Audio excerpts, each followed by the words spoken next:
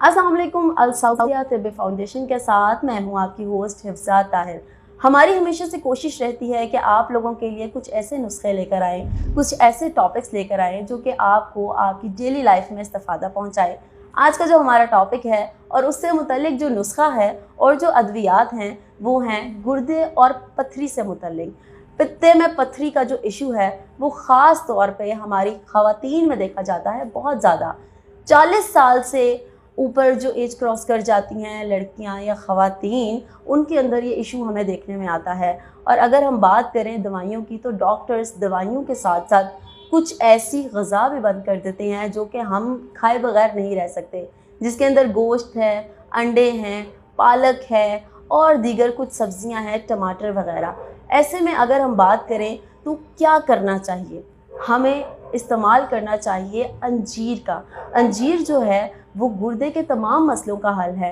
अक्सर आंतड़ियाँ जो हैं हमारी वो भी सिकुड़ जाती हैं जब हमारे गुर्दे में पथरी होती है, तो बस अंजीर का इस्तेमाल करें। क्योंकि अगर मैं थोड़ी सी तहकीक इसके बारे में बताऊं तो इंडिया में इसके ऊपर प्रॉपर रिसर्च हुई है और प्रॉपर रिसर्च के बाद और कुछ तजुर्बात के बाद ये चीज़ सामने आई है कि जो अंजीर है वो गुर्दे में पथरी को कम करने के लिए बहुत ही ज़्यादा कारआमद भी साबित होती है।